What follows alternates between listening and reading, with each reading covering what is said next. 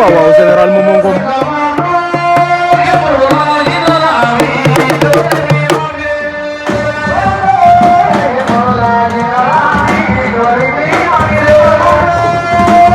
ndeysaan moo ngoy daa booy ñëw Momo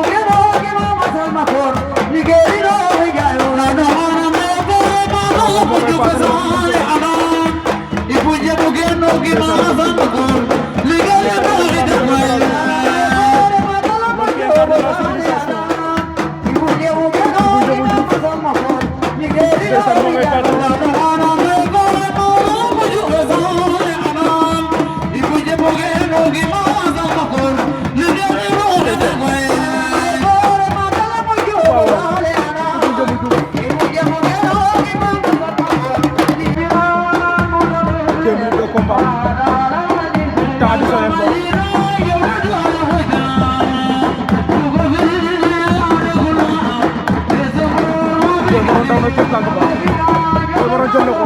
Aliou nooju ko Petit Avion Boy Maroon Petit Avion Boy Maroon nooju na ko Petit Avion Boy Maroon ko jël ak plateau ndeysaan rëpp na Boy Maroon Petit Avion quel combat ndeysaan xale yi bëri nañ combat bu neex waaye tamit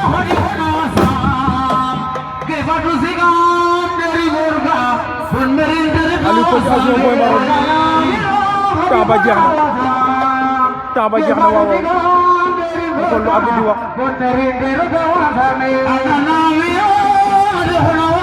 arbitre yaa ngay concert bu wax seen bi déglu lan lay wax waaw jox na victoire Boy Maroon 2 Boy Maroon jël na Aliou Petit Avion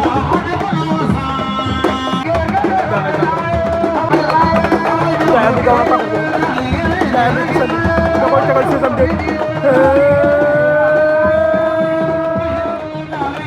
Ndiaye bi gaaw na takk ko Ndiaye bi gis da koy tegal sesam de yaa ilay na la am na la ko waaye du ma ko wax rek nañ déglu arbitre bi gis li jël soog bi loxo bala teg il faut dema wala lan moo xew waaw waaw bu ñu wax nag gis li jël soog waaw gis li jël soog gis li jàndam waaw loolu laa bëgg a wax rek dana dem ba suuf bi woote ko combat waaw nag yaa ko ñu jàpp tàngaay ñaari mbir yoon jàpp nañu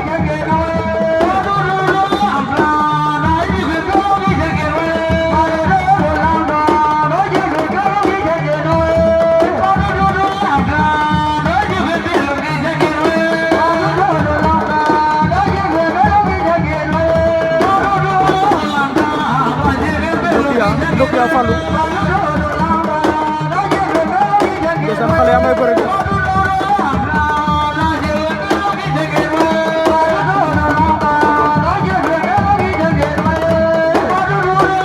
Nokia koy fax di ko doon am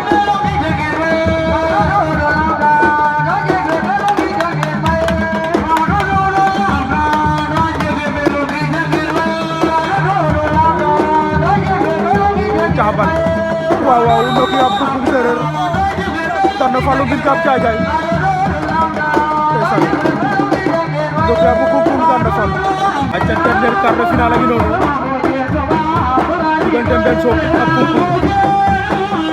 gis nga Mbène Sock moo ñëwoon final noonu Nokia moom lañ jàkkaarloo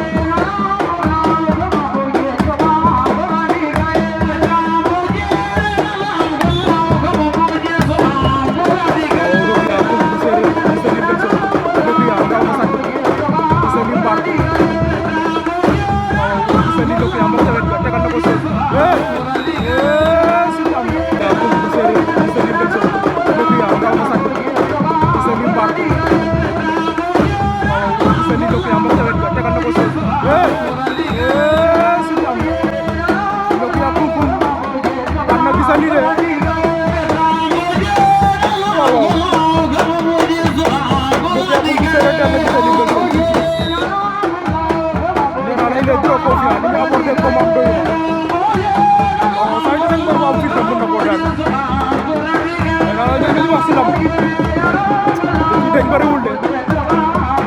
ni ñu abordé combat doy ma dara ko fi am lu am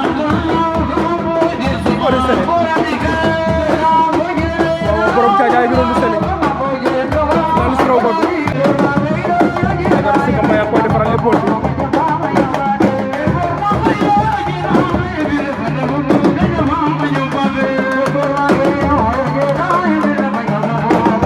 ya Boy Maroon jël na tànk na ko Boy Maroon waaw waaw Boy Maroon 2 bi mag ndeysaan Boy Maroon 2 en final Boy Maroon daan na Nokia waaw waaw Boy Maroon 2 en final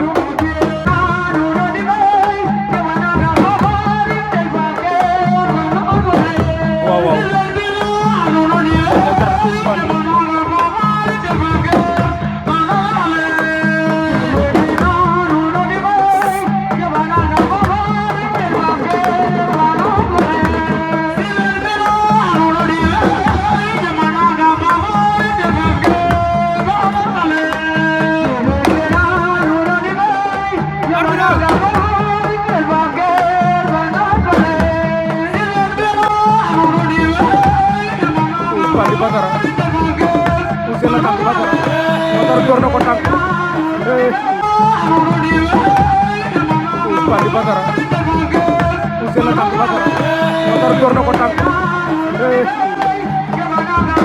Badara internet Ousmane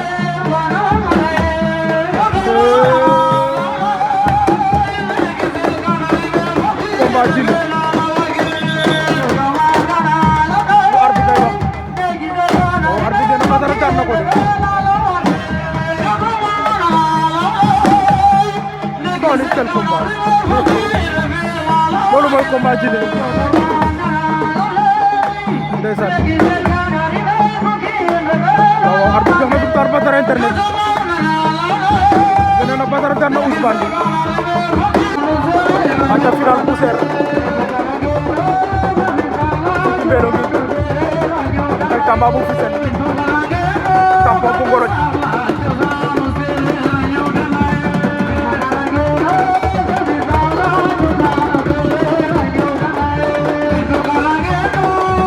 ay Tamba Fissel tampon Ngoroj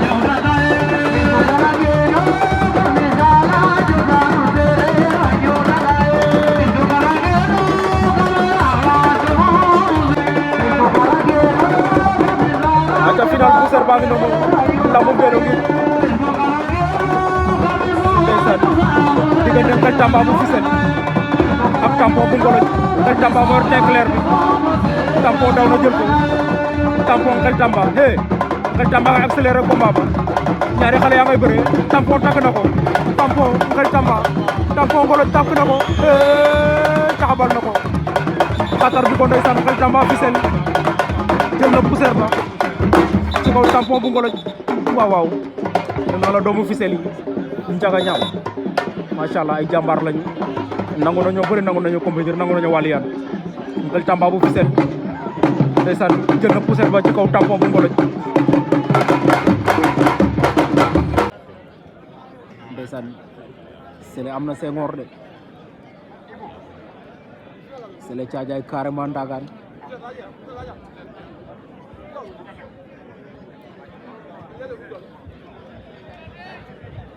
iyo o fogole me wasnuwa xaqa paax ndeysaan carrément ci Sarr bala jàpp kam im ten butu parce que ñoom nene andoona yee o in way tooga no 40e édition o taan ina fogano nan nen in ka i ngar fo o neew doole avertissement pour carrément Ndagaan parce que projet no koor poids lourd mooy présenté rede pour fak jom ne mais ba ka njom ne développer o mbelo ngico tegin ten kaddu koy parce que kam yoon fo kel fa es ndaa xam présenté we andoona yee koy ten ndef men we ndefna men ten refu yee ba in Gorgui Diouf ten yoqu men den fa Pape Issa Diouf fo o maag in Doudou Ndiaye arbitre sifflé waat na combat boobu final la final raw gaddu Sélé bu Thiadiaye carrément Ndagaan a ɓiy den a mbi ten ngoor koy fa a daan den di bëgg waa Thiadiaye ak li ko wër o ndanara di bëgg waa Ndagaan waa Jaxaaw ak li ko wër waa Diawle nu andin nanga lay yaag saate carrément Sélé daan na ko Sélé door na ko mboot ndeysaan roga fi u koy o koor fo Sélé Thiadiaye jël na raw gaddu ba wax dëgg fa yàlla jël na raw gaddu ci kaw carrément bu Ndagaan mboot la ko door carrément samp épaule ya damame accord gi tane ko ni Sélé Thiadiaye ten no waxtaan a waxtaan tin no sur ba Aliou Diouf tan el Waly Brago yasam roga yirmin fa Diene Mbaye Ndiaye fede o maag Ndiogu Ndiaye waaw Sélé Thiadiaye jël na ko ci kaw carrément bu Ndagaan yasam roga yirmin fo kuma décourage mbëru Mame Birame Ndiaye baa ngi noonu foof sa maak le saate fe fop ak premier combat poids lourd ngi noonu quart de finale direct la Lamine Diop rek original de ce combat revanche Cheikh Tidiane Fara bu ak si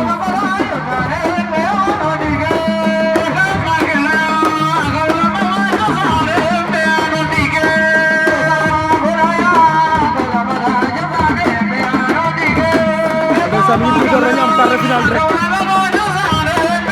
Lamine Diop rek Cheikh Tidiane 2 6 Cheikh Tidiane jël na tànk 6 Cheikh Tidiane 2 tànk na 6 aca jàmm mbaj ba njaay Cheikh bu jëm Lamine Diop rek ko ñu bal gol sot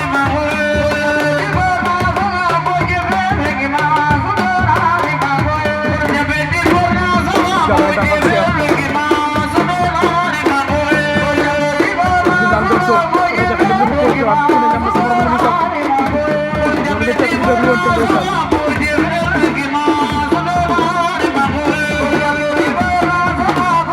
ko ne fa ñaw mbam le jom ko ne fa ñaw ndeysaan mbam le jom daanaan la champion la dafa nekk la moo mbam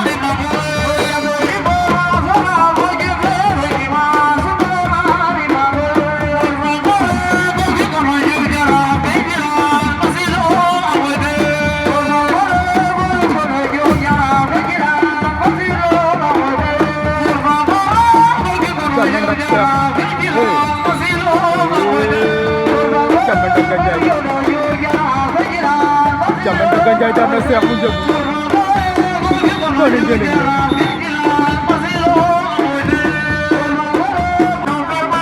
mbam le coomi fa ñaaw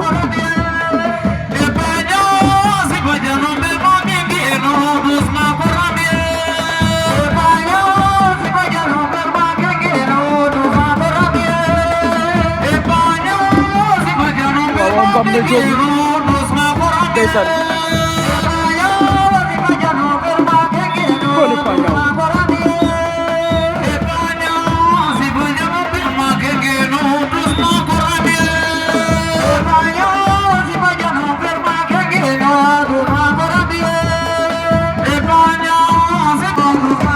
waaye Pañaw mbam le coomi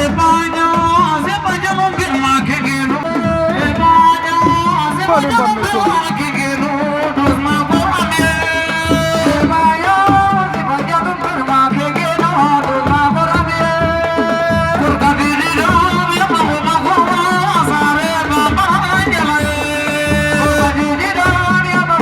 Sani Pañaw su ngal bi waaw mu ganjal la doomu Sufaan ak doomu Sombi ci biir mbelo bi Pañaw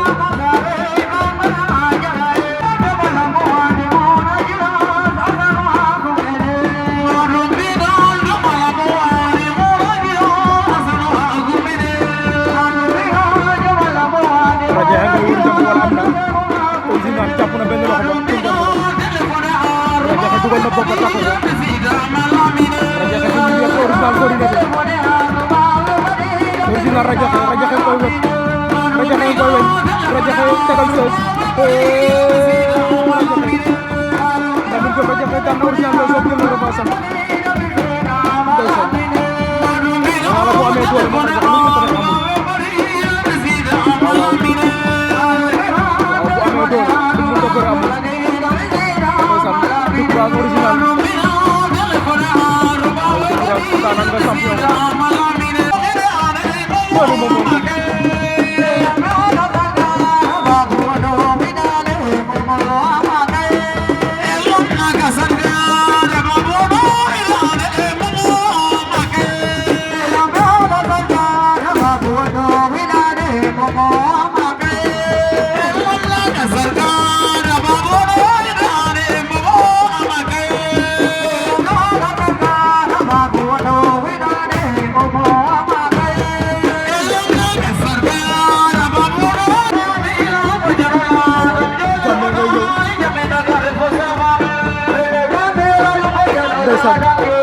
Koni Gelem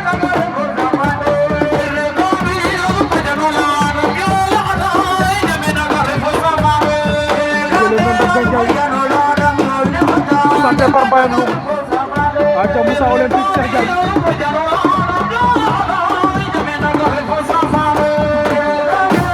Diagne taxaw Moussa Olympique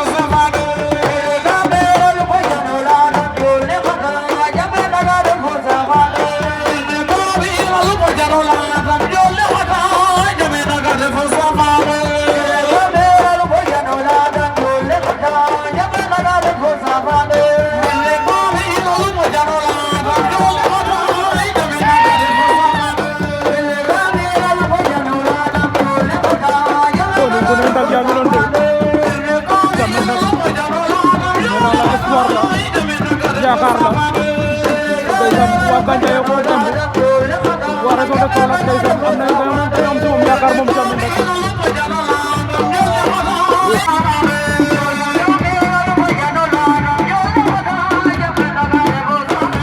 ndeysaan jël ma woy bu wér jëlee men tak tamit nag ko tey sant Barbaye Loum waaw dina ana ma moom tamit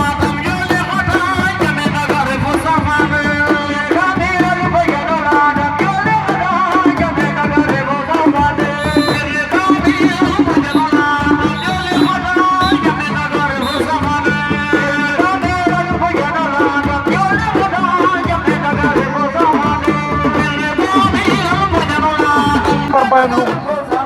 aca Moussa Olympique Cheikh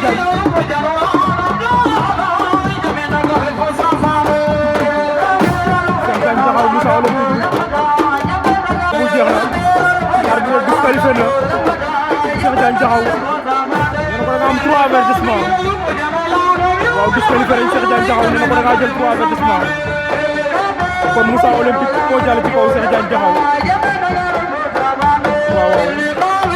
waaw comprendre lu xamul lu xew ndeysaan arbitre disqualifié na Cheikh Diagne jox victoire Moussa Olympique par avertissement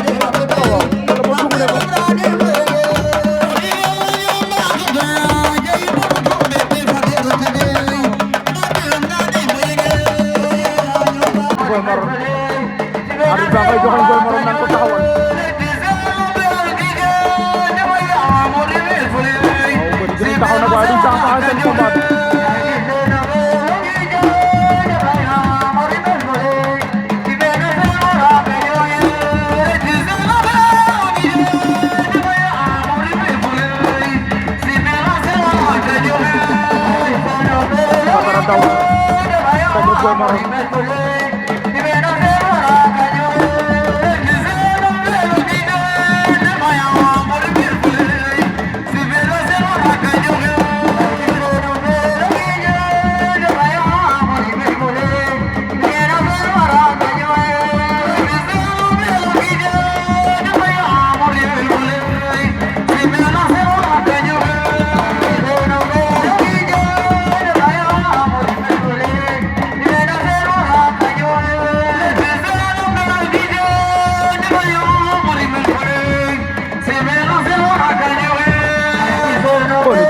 ke débat dia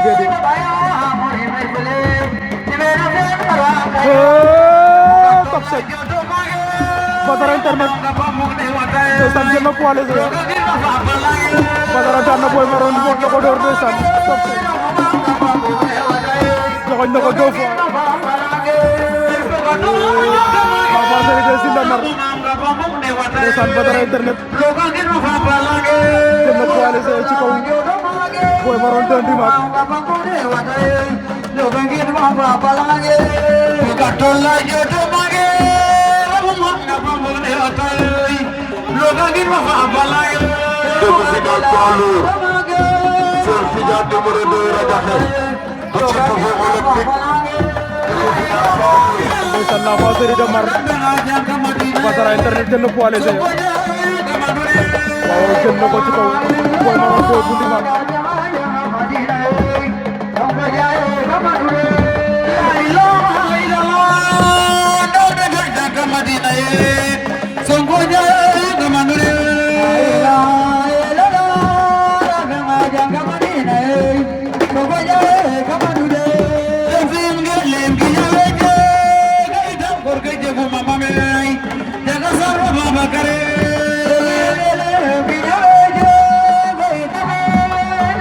aca demi-finale poids lourd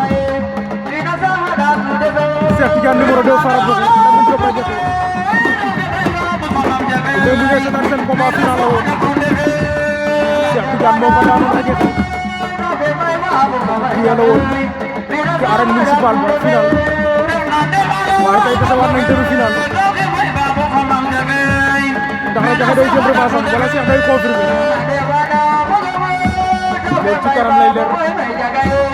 en tout cas demi-finale la ñu noonu poids lourd Ndélo Diouf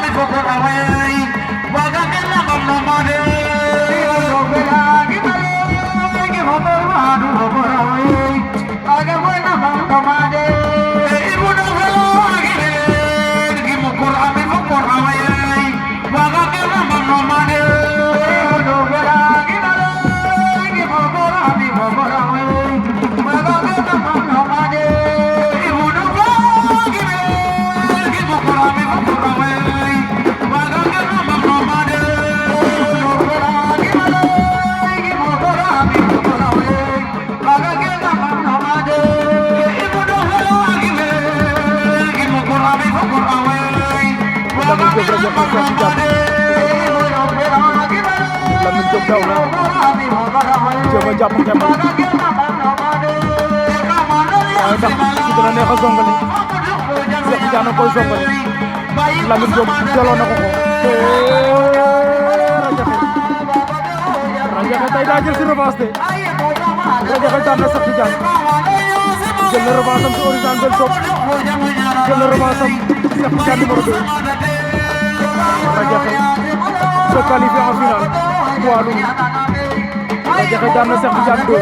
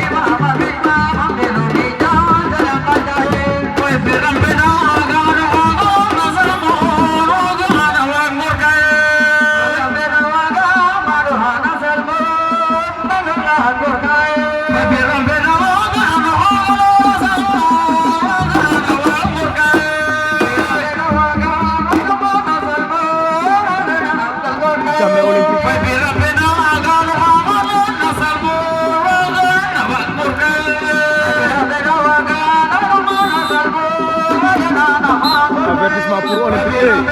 disqualification arbitre lan moo xew en tout cas Jammeh nag am na lu mu ko signalé mu arrêté combat bi jox avertissement disqualifié ko waaw kon Jammeh nag Gandiaye en finale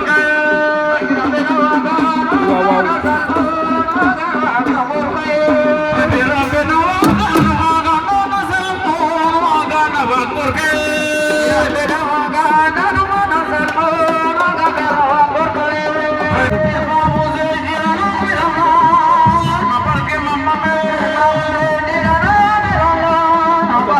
ziar mbokk internet Général TV ñu ngi limee duñu matal waaw waaye bëgg na ñëpp kuy bëgg Général TV ñoo ngi la koy delloo bu baax a baax ay ca Jammeh nag Gandiaye ñu jëf rek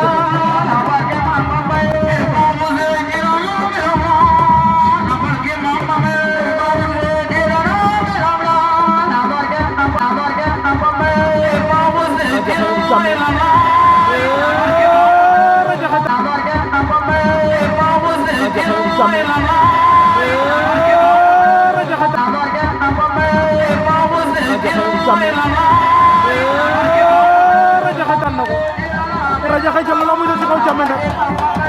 Radiakhé door na ko mboot Lamine Diop Radiakhé jël la mu jël ci kaw Jammeh nag waaw mboot na ko door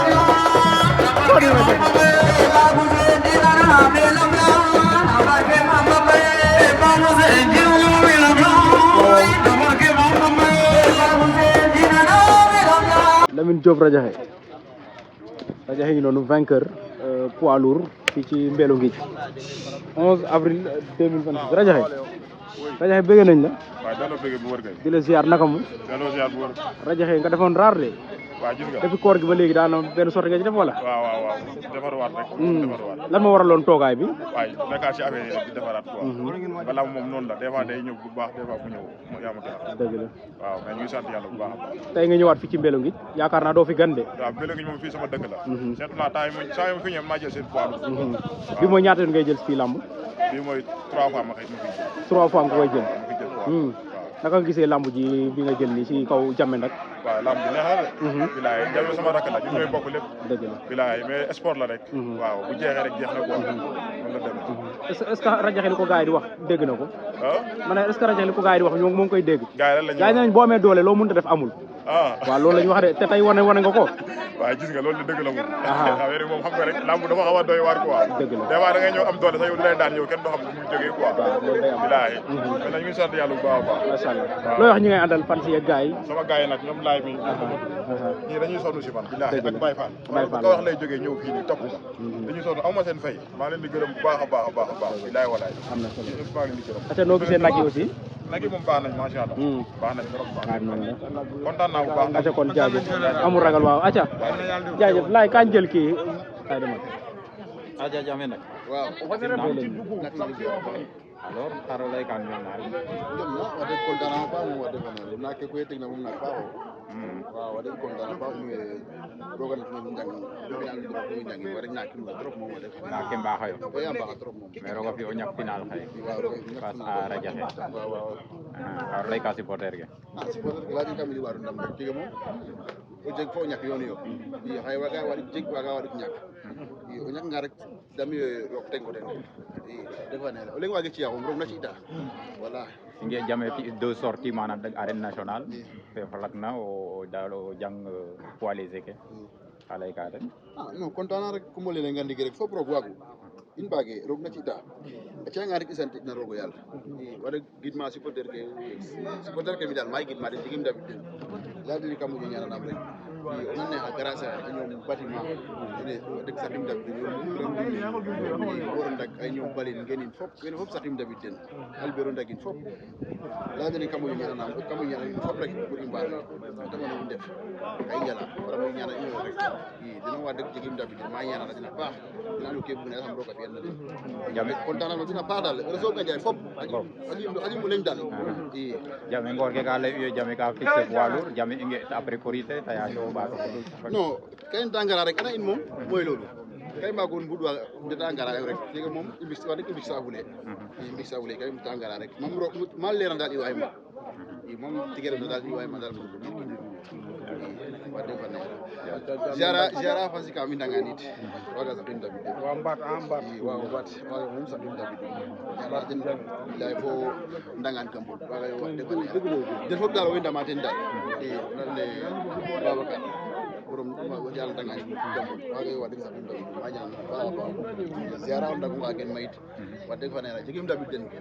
det lo depuis dimanche fait mo dal angel wa ma pa akom kam kontan bo mu lay billahi wallahi mi dal ma ñana den um na ko ran dag dal ko ndagula tok fay ma ñana den jam den anu ke bu ne sam rogo yaro fen na den akom kam kontan bo mu lay billahi wallahi mais ngor to kontan de parce que comme kandame ganjay ten jotu Dakar jag i do kaga ndigilo ana haye nanga na uga okina fi afi dik agen no sa to sa te fa seru kiran mi koy xay kam Dakar fi ma tikkati sa te teru am ma ko acca jore o goro fop i ndagul ko ndagula tok fa ka teru am teran ba de diga mom kam kontaan bo mo lay ndere foro jajab jam rek Jamme ngi noonu finaliste bi poids lourd ndamu Mbelo ngi Ablaye Camera TV, no give me that, give me the camera.